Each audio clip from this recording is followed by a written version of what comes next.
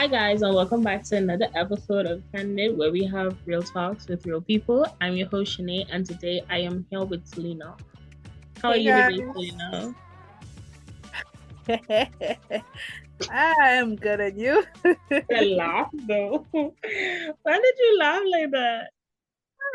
Adulting is ghetto, but what's new? Right, adulting is very ghetto, and life is ghetto, but we could push through by the power of God. Amen. Hallelujah. Just gotta have faith in the process, okay? So there's quite a few things going on. And it's like two or three things that I wanted to touch on today, which is CARICOM and IB. And then we had a protest that happened.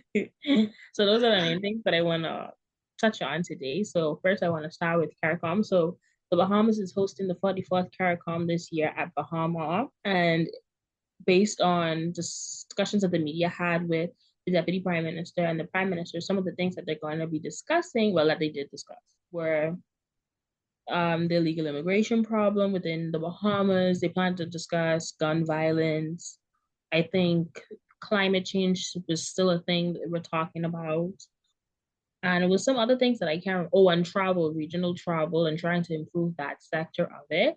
And as a result, I don't know if you guys saw, but on Wednesday, the roads was blocked up. I work out west and I live south. So it already has taken me like 30 minutes, 20 minutes, 25 minutes to get to work on a good day.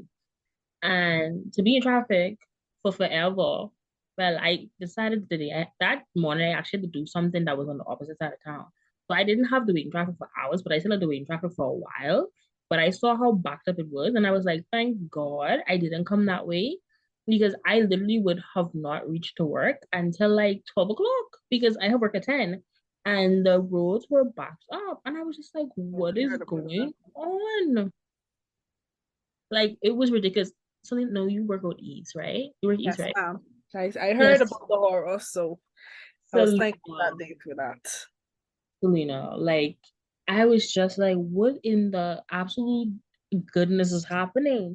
And it wasn't until I got to work and I started talking to people, and it was like, oh, Tara, come on. I was like, oh my goodness, I didn't even realize that was this morning. I was like, thank God I had something to do, and I left home for like 2 hours. I left home from like 8 o'clock, no, 8:30 to go and do what I had to do. So I had ample time to get to work. And like I said, I was able to duck most of it because I was coming around the back end of it instead of coming directly onto Gladstone where there was a lot of traffic. And Gladstone in the morning is already be a mess. So imagine being backed up because of Bahama being blocked off and all type of things. I was just like, yeah, that was very ghetto. So Deputy Prime Minister Chapper Chester Cooper was speaking with the media, and he said that one of the things that he hopes that they touch on the sidelines is multi-destinational travel within the region. Now, he said a week prior to CARICOM, they had a meeting. The tourism branch of CARICOM had a meeting with regional representatives, and there were two representatives that came from the Bahamas that went, and they were discussing how to improve multi-destinational travel within the region, I guess. So that's something that they really want to improve multi-destinational travel, and they hope that he said he assumes that that's going to be something that they talk about on the sidelines. And then another major thing that they talked about was immigration, illegal immigration, and the stability of Haiti and their economic and social situation that's been going on. Because as you know, the president of Haiti actually attended CARICOM or whatever. And one of the first things that the prime minister addressed was the crisis in Haiti. And he said that I believe we are in vigorous agreement that the crisis in Haiti requires our urgent attention. The turmoil and suffering there continues to worsen. As a near neighbor, the Bahamas is under great strain, and many other countries in our region are also heavily impacted. He then went on to say we should seek to strengthen our collective response to end the smuggling of guns and drugs, and we must do all that we can to wipe out the misery of human trafficking. So these are the main points that were discussed. And a couple weeks, I think it was like maybe 2 or 3 Saturdays ago, we were talking about how the prime minister was appealing to nations to help Haiti get back on their feet, basically, or to help basically put the turmoil to rest because, as you know, a lot of people were fleeing the country and they were coming to the Bahamas, and then they're using the Bahamas, some of them using the Bahamas as a stepping stone to get to the United States of America, and it was just causing a lot of people, a lot of influx of illegal immigrants, right? So his solution was to try and help Haiti as a region, everybody in the region help them so that they can basically stop coming not only to the Bahamas but to some other countries illegally, as it's put strain on the countries. So he was staying true to that, and he was addressing that. And I guess soon enough we'll hear probably hopefully what their responses were to this and what strategies that they come up with to help mitigate illegal immigration. I thought it was very I thought it was a noble thing that we were able to host CARICOM this year. But I should really tell you, I guess I didn't know that we were hosting CARICOM as well. And so that kind of shocked me when I heard, mind you, I saw the flags on the roundabout, especially out west. I saw the flags on the roundabout, but I just didn't know anything about it until I heard somebody mention it. And I heard about the nasty traffic, but I getting back to my point, I was really pleased that we're becoming more noticeable, I guess, because it's this the first time in my lifetime, and I sure my mom's lifetime as well, that CARICOM is hosted here. So I thought that's something noteworthy, that we are a small country, but we are, getting up there on the ladder. I think it was also a wake-up call to me to become more, I guess, in tune with our local news, because I that was something very big that I literally had no idea about, and nobody who I knew had any idea about, because the only time I even heard it mentioned was due to the traffic, not even to say, like, it's being hosted. And so I think we've become, like, we're so used to hearing about the murders and this and that. I know I personally I stopped listening to the news a lot because it was just very disheartening, because all you just hear is immigration and murder, this, that. Nothing really, what you want to be filling your head with every day. But I think that it became very chronic. And I know I made a resolution within myself to at least tune in every 2 days or 3 days, to at least, even if it's just scrolling on the the major newspapers headlines, just to get a gist of what's really going on in my country, because I thought that was very, that was a wake-up call for me.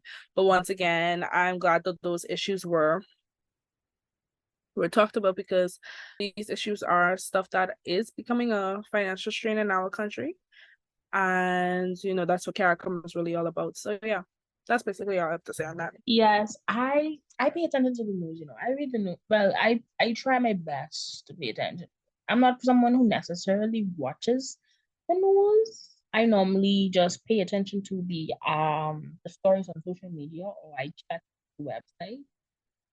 Because I don't have a radio in my car. Well, I have a radio, but it isn't like programmed for the Bahamas, so I don't get local stations or whatever. So I don't get the opportunity to do that.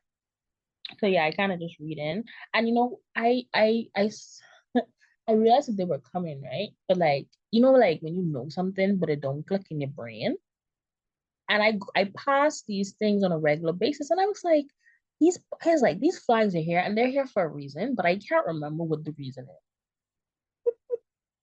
So then when I saw the sign, I was like, oh, it's Caracom, and I pass the sign every day, every day, and I was like, I am such a nut. So, but I just, yeah, I agree. Like, we need to pay more attention. But life is so hectic. But young people, please pay attention to the news, because you gotta know what's happening in the country. You gotta know what's happening in the country, even if it's not every day. Even if you just do like a brief synopsis at the end of every week, just go and look through the important stories or whatever. Just stay abreast on what's happening. So, the next thing I wanted to talk about also has to do with Paragon, right? Uh, the Lincoln Main saga continues. It continues. You know, No. this man is, I love him, he's so persistent. And I have to give him that. He is persistent. He's a persistent man, okay? He's very persistent. So, the leader as you guys know, the Coalition of Independence, and I think it was maybe I think it was 18 protesters out there in total. I think because I saw some numbers. I saw some saying 14, some saying 18, some saying nearly 20. So I'm gonna keep it in that ballpark range. So it was about a dozen, a dozen and a half. A dozen and a half is what, 18, right? A dozen and a half people, right? And they decided to stage a protest at Bahama during Camacom during the CARICOM meetings. And the focus of their protest was immigration, right? So the police had asked them to leave, but Mr. Bain said that he and the other protesters were guests at the hotel. However, the police encouraged them to take their protest to Goodman's Bay, but Bain insisted that their rights to freely assemble were being violated as a result, and him and the protesters were arrested for unlawful assembly. And during a press release, the police said that they did not have the proper authorization to hold a protest. And he said that the police wish to inform members of the public that the safety and security of all diplomats attending CARICOM will be treated seriously and with the strictest enforcement of the law. And I saw some videos and people were saying that they were manhandled or whatever, but it just seems really chaotic to me. And I'm not saying that they shouldn't protest because they have the very right to do so. That is their right, as citizens, as Bahamians, to protest. However, I do understand the police's stand, seeing that you have this big meeting with leaders from all around the Caribbean, right? And we don't know the intent of these protesters, right? And I think they were looking at it as in, okay, we have all these people here. We promised these people that we would, keep them safe. The last thing they would want to happen is for something to pop off, right? So I think that's how they were looking at it, meaning the police. However, I do understand being his right to say that he's gonna protest or whatever. You have all the right to do that, sir.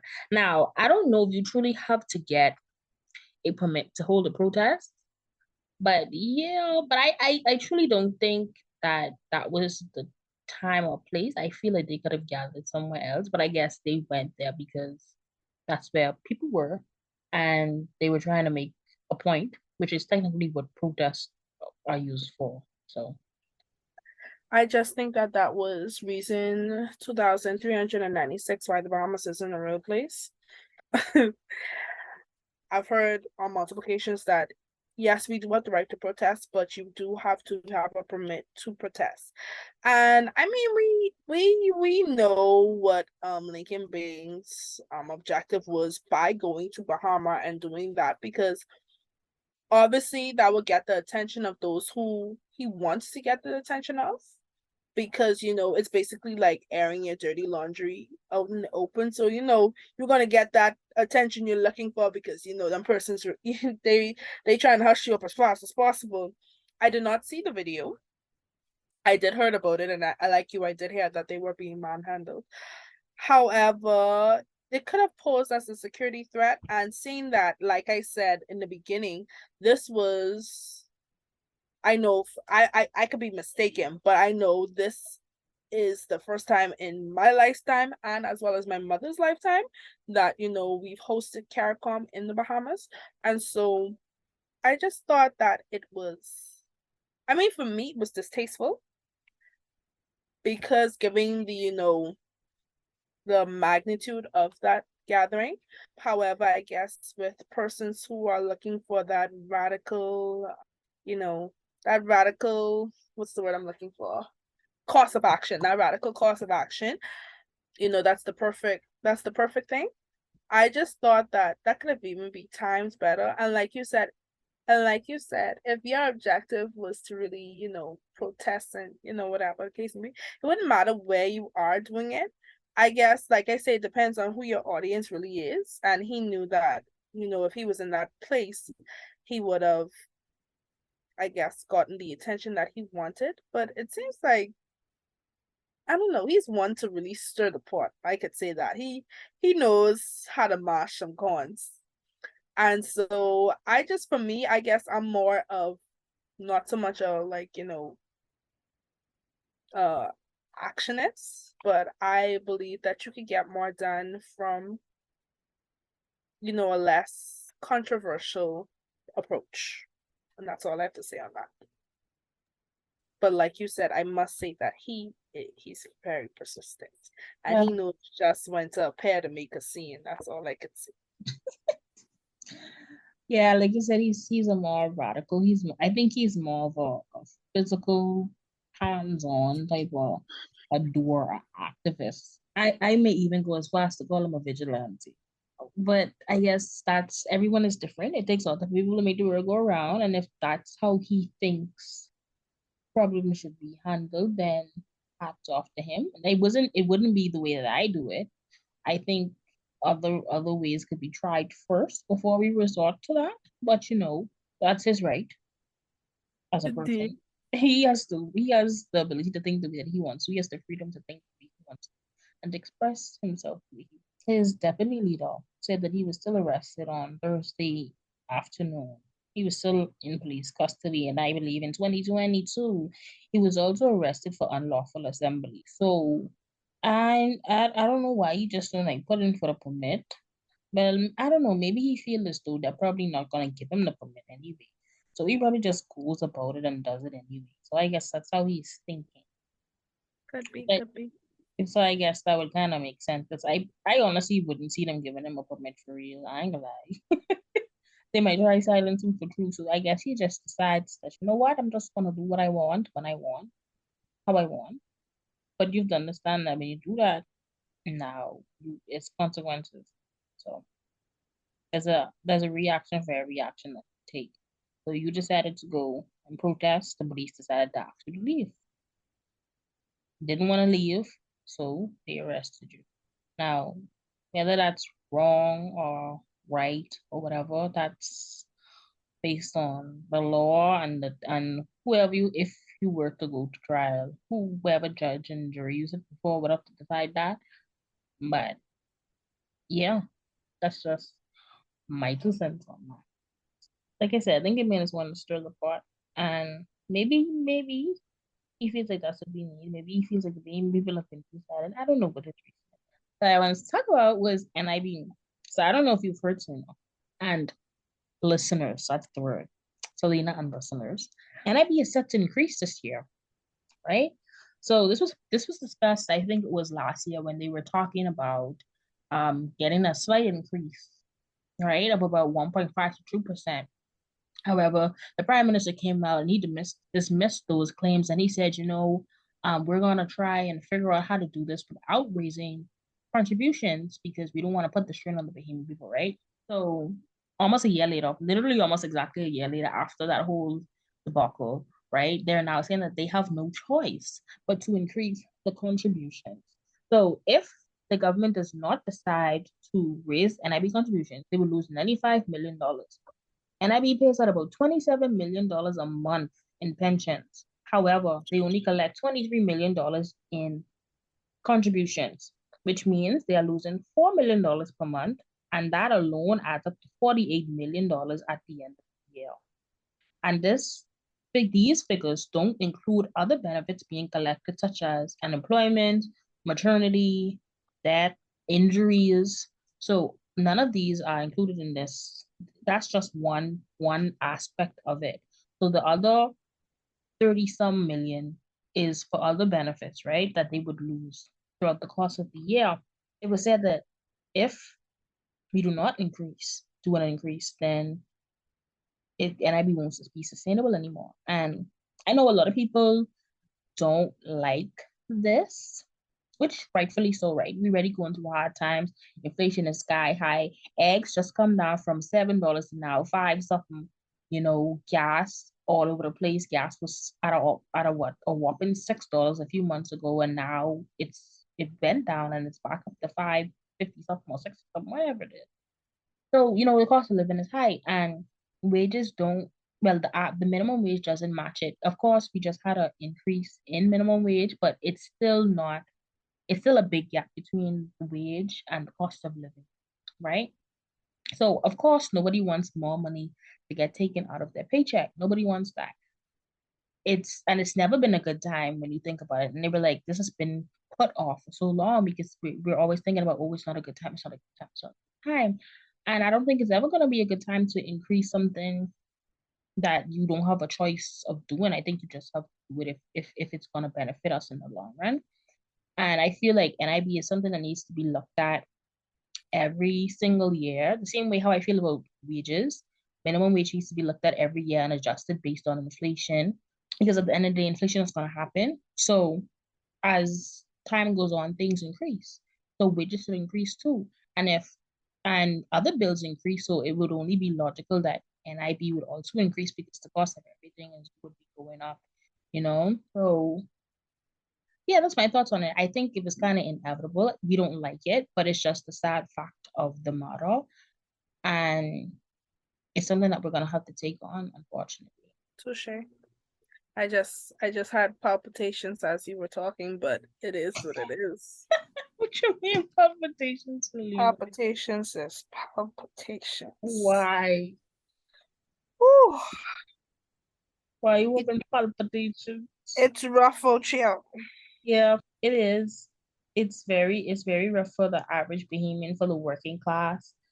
And it's difficult. It's hard to swallow. It's hard to want to get up and continue to fight just to survive. It's difficult. So I definitely understand the strife of the average working class Bahamian. I get it.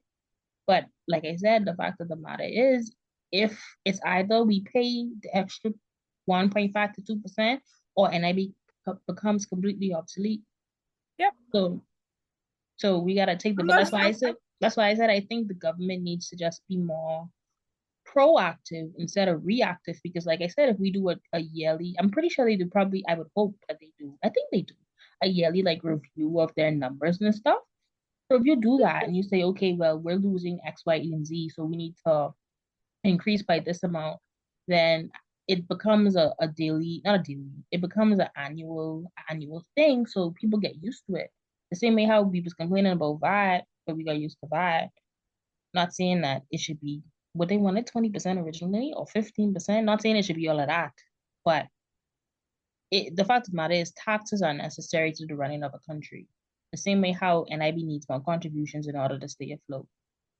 So moving on, the next thing that I wanted to touch on was a few weeks ago, the young mother, wife, friend, daughter, Denise Simonadava passed away in hospital, and her video on Facebook went viral. Actually, she was explaining her experience with needing blood, and how she was approached, and how she thought she was gonna get blood, but was approached a few days later saying that, oh, she needs to get people to come in and bring blood.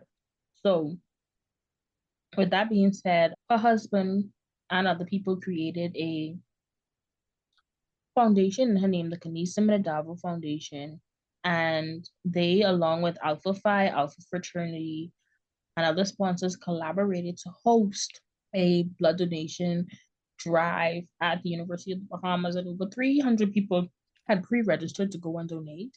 And obviously, you also had walk-ups as well. And apparently, this is the fraternity's third annual blood drive. And a sponsor, Craig, of the blood drive, Craig Flowers, said that Kenise and her husband had approached him 8 months prior to this event even happening to discuss holding a blood drive. However, she passed away, as unfortunately. I think having blood drives like this, especially from private entities, is really good, because PMH is always saying like how they don't have enough blood and stuff like that. And they say that 1 pint of blood could save 3 people, I think, is what the statistic that they gave on Wow.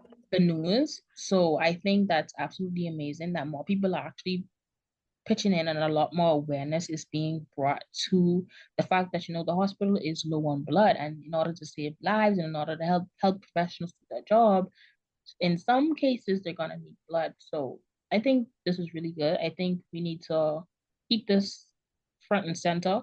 I think we need to stay on this so that we don't have to hear more stories like Miss Darvel, because it is really unfortunate that she passed away as a result of that. I think it is an effective initiative. And I would encourage all Bahamians to, it doesn't have to be every blood drive, but at least try to donate, because you never know when it's your time, even if it's a share, because not everybody can donate blood, as I found out when I went to go. But even sharing the flyer, encouraging others to go, even just word of mouth, you never know how far your words can go, but that's still supporting in and of itself, because today for you, tomorrow for me. And sometimes these faces mean nothing to you until it's one of your loved ones, and even yourself on that flyer. Then it puts a lot of things in perspective. So the Bible talks about, don't be mocked, which you sow you reap. So don't think that you're gonna, fly by and just, not support. And then, a miracle or blessing is gonna happen when it's your time. That's just the way the world operates. And so, like I say, even if it's a share, a like, word of mouth, or you physically going and donating, just get on board with it, because it's really a rising issue within our country. And like you mentioned, Shanae, if the blood drives are successful, and the statistic says it's only three pins can save three people, and we have thousands of persons within the Bahamas. So imagine if everybody regularly make it a habit to give as often as they could. It can change our, at least one aspect of our health system. Yeah, and I think, a lot of times we just sit here and we say, oh, we need change, oh, we need to do this, we need to do that, oh, we need to do the next, and we criticize, and constructive criticism is good. It helps organizations and people to be better. But I feel like if you want change too as a person, you have to try your best to partake in that change. And we were complaining about the state of the hospital and how they could let this woman pass away and not, communicate with her effectively that she needs blood, right? But another way that we could help mitigate this problem is to make sure that blood is there in the first place. So maybe if I'm not saying that this is what would have happened, but I'm saying it is a possibility that maybe if they had her blood there in the first place, that they wouldn't have to come back days later and tell her, hey, you don't have the blood X, Y, and Z, blah, blah, blah. Granted, that should have been done from the get go, but I'm just saying. So if we could all go there and give blood on a regular basis and try our best to keep the blood bank at a satisfactory level, then we can possibly change the lives of many.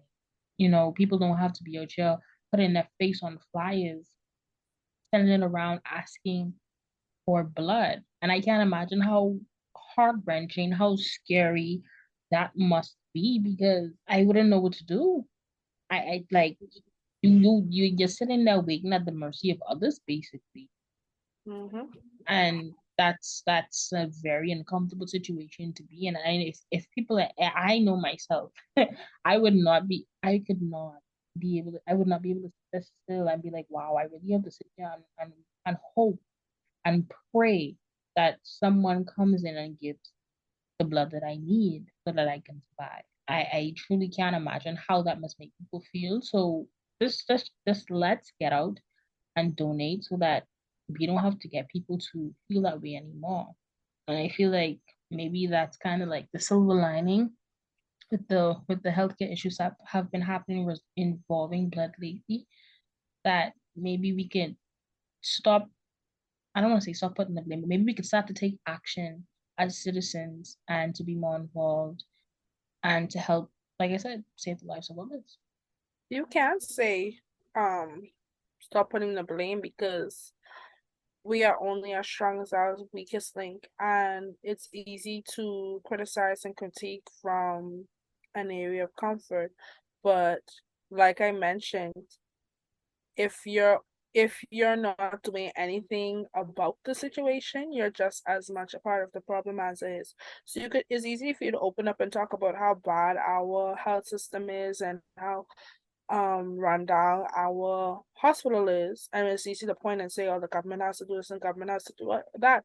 But if you're really that tired about it, if you're really that thing about it, what are you doing about it? Are you the littlest things, even so much as you do an initiative to get needed health system healthcare equipment or oh Lord, tools, not tools, but like blankets, gloves, these things that are, are needed. Are you at least trying? Are you at least making initiative? Like I said, it's very easy, but obviously we know our government needs help. And at the end of the day, guess what? It ain't them who's suffering. They have money. So when they need medical, attention, that private jet never fails. That insurance kicks in very easily. It's Yep. us. It's the people at the low end of the chain who is at the mercy of the healthcare system in the country. Mm-hmm. So what are we doing about it? Yeah, I definitely agree. We have to try and help ourselves because like you said, today it's you, but tomorrow it could be me. And like I said, we like to point the finger, we like to blame. And I'm not saying that there aren't issues, like you said, within the healthcare system, but let's try to do everything that we can as citizens, as Bahamians, to help each other out. If we know that blood is a problem, if we've realized that bro, the blood bank is so dry that they literally can't be giving out blood without getting it back, then we know what the issue is. We know how to fix it. Let's fix it. So I implore all of you who are able to donate blood to go ahead and do that and try to make it a regular practice for yourself because 1 pint of blood could equal 3 lives, 3 people that you save. And guess what? That's a good deed of the day or a month or 3 months. One for every month. So going back to the topic of the turmoil that's happening in Haiti, on Thursday, the Canadian Prime Minister Justin Trudeau, things I pronounce it, said that he plans to deploy the Royal Canadian Navy to Haiti's coast to conduct surveillance and provide support as a bid to address their deepening crisis. And he has committed $10 million. Wow. To support the International Organization for Migration to strengthen the protection and the resilience of Haitian women and children along the Dominican Republic border and in Haiti. And then an additional 12.3 million investment in humanitarian assistance. He was also a guest at the CARICOM meetings held here and addressed regional leaders and delegates. So he let them know that he was deploying people to Haiti. Yeah, so during his address to at CARICOM, he said that Haiti is confronted with unrelenting gang violence, political turmoil, and corruption. Armed groups are committing murder, rape, and other gender based violence, kidnapping innocent people, and recruiting children to terrorize and subjugate people. It hits close to home not only in the region, but also in Canada with our strong Haitian diaspora community.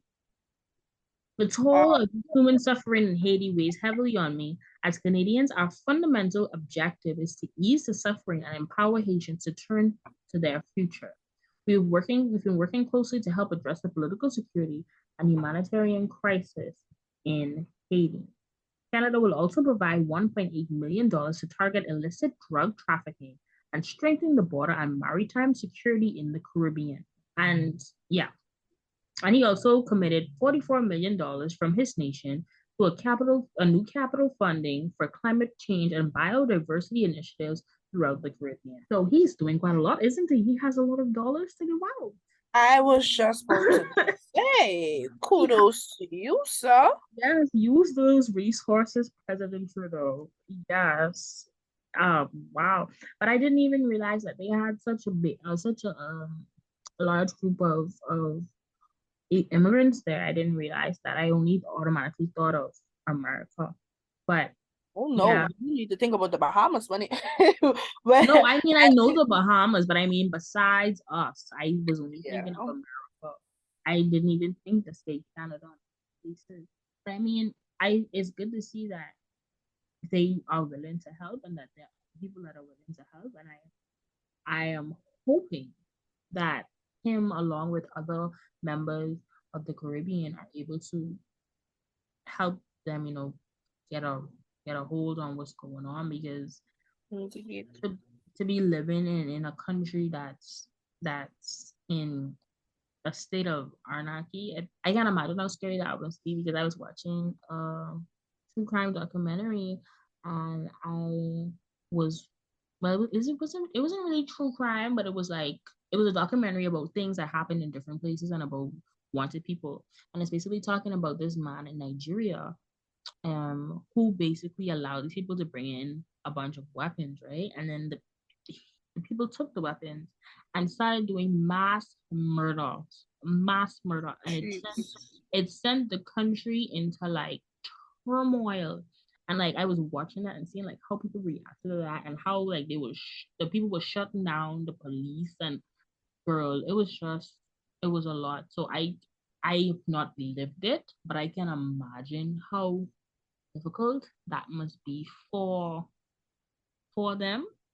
And me personally, I don't ever want to live through that. So I'm glad that people are empathizing with them and trying to help them. People who have the resources to do so, that is. Yeah. So I think that's a great initiative. I just hope it's a catalyst to it acts also as a catalyst to for other nations to step in as well, because I believe that for so long the country has been demonized, so to speak, when really and truly it was intentional to place that country in the predicament that it is in. So I'm just hoping that there's some sort of like what's the word? Domino effect based on what the president of Canada is planning on doing. It is doing.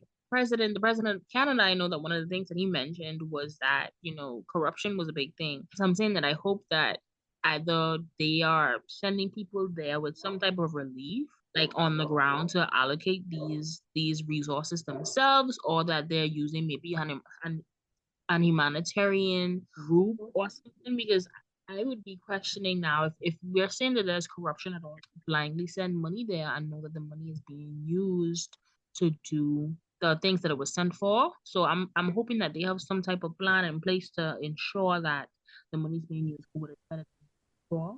So Security as well. that's my only concern regarding that because that's a lot of money to be sending for it not to be used in the right way because that's millions of dollars. Security as well for those persons. Yeah, that's millions of dollars. So I am hoping that that's what they're doing, which I'm sure that's probably what they're doing. Also, following the Canadians' president announcement of sending troops and armed forces to Haiti, Jamaica and the Bahamas are also discussing sending manned power to Haiti to help Huh? with the turmoil. To help with the turmoil. So this article says, Minister of Foreign Affairs Fred Mitchell said Bahamas and Jamaica have already committed. Keywords now. Already committed to sending manpower to the struggling nation. And this was announced at the opening press conference earlier this week. And the former Minister of Foreign Affairs, Darren Henfield, adding that he believes that the Bahamas has the right approach. Oh, really? My thoughts on that is that I hope that it's a noble thing that they did, to say that we will send in reinforcement to to Haiti to help them in their time of need. I just hope that they also give the proper training to those law enforcers to deal with situations such as that, not only where it comes to not only when it comes to combat, but as well as hospitality and conducting themselves. Because at the end of the day, Haiti is in the position that it is in because, of outside forces already coming in, and you don't want to be grouped in that same manner, in that cloak of, doing the good for the country, but just being as bad as the Makuts and stuff like that. So we are a small nation, but I have no doubt that our law enforcers are up to, the calling. It's just that we need to ensure that as a country we, train them in the best manner possible so that true good can come from it and it's not just a continuous cycle. And sure, and as well to protect them as well, because at the end of the day, this is our own we're sending out. And so we want to ensure that they have the latest equipment that they need, the skills, the training, and all the rest of that stuff to answer to that call. Yeah, I think you said it best, I think it's great that we want to help them. I know a lot of Bahamians are not gonna take too kindly to the government deciding that they're gonna send off our armed forces to another country to help defend it. I know that's not gonna go over well with them. However, I'd still like to say we are brother keeper. And I think if it was us, I would like for someone to intervene. At what So cost? at what cost? I'd say Mhm. send the whole defense. Well, I don't know how much they planning on sending, but I'm saying if it's feasible and if you can and you want to help, fine. But that is a valid point. At what cost? How is this going to negatively impact the Bahamas? That's something that we also need to take into consideration because I'm sure when you're sending these officers off, they can't just be getting irregular pay because they literally going into like almost I would almost go as far to say it's a war zone. So Mhm. so my question is, are they gonna be paid extra for this? Or because I mean I know we like to say like they sign up for it, but did they really though? That's see, Did they really? that's what that's why I said that they get the needed skill. I mean the needed equipment and training because, right? The Bahamas is an independent country, but it's not an independent country. Yes, we claimed independence, but we're still under Britain. Meaning that's the reason why, because there's talk of going up of us becoming a republic and whatever the case may be, yada yada yada. And I am one of those persons who is not all for that just because I don't think we're at the state that we need to be in order to protect our country. And so I believe that, and that's not even speaking against those who are on the law enforcement. I'm not speaking against it, but I just think we still have a ways to go. And so that's why I asked at what cost, because yes, it looks nice to, say we're going to send our men out there, whatever the case may be.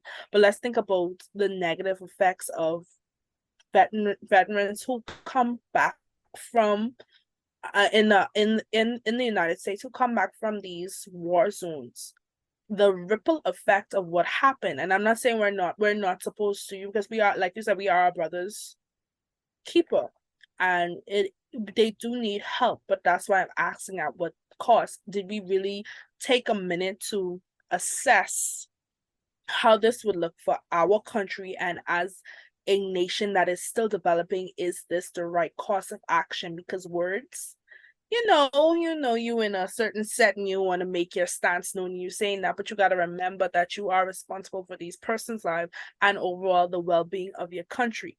So when you get exposed to certain things, there's no coming back. So at what cost was this proclamation made? And are we ready for, is our force ready for this type of, situation? That's all I'm asking. Yeah, I think these are very, very valid things that we should take into consideration. Like I said, the humanitarian and the empathetic person in me said I would love to help someone in need. But me personally, I'm a defense force officer. So Exactly. So it's so comfortable to say these things, but yeah, like, let's nobody even think sending me about off. let's Nobody. even think about the condition of, post Dorian, when defense force officers were sent to these islands that were in need of assistance or whatever the case may be. Have we stopped to even document the effect that it had on them? Of course not. I think The we should though. the circumstances that they were placed in for months on end, The things they saw. the things they saw, Yeah. the post-traumatic stress that happened afterwards. Mm-hmm. No, we didn't even let them, they couldn't even catch themselves. And now we made a proclamation to say that we're going to send our troops, who we don't even have enough of to guard our own waters, FYI. But anyway, to go off to a war zone Yeah. where some of them are not even capable.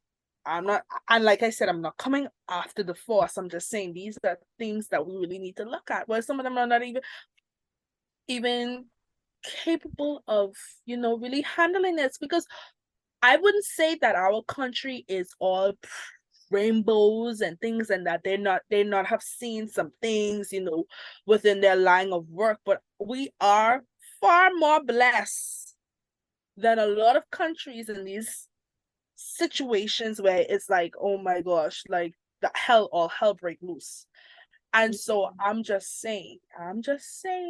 No, I agree with you. Like, yeah, they may be trained, but they've never been put in something to, at least I don't think. I don't know of Yeah, we could be wrong. Y'all could tell yeah, us we if we're could be wrong. wrong, but I've never seen them being sent off to some place. Like similar to like how when you in the States when you join up. So when you join the military in the States, you would expect that at some point you're probably gonna go off to war, right?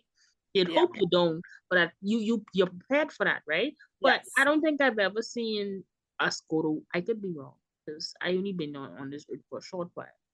But I don't think our modern day defense force have been sent off anywhere to go and fight anybody in any On way that level.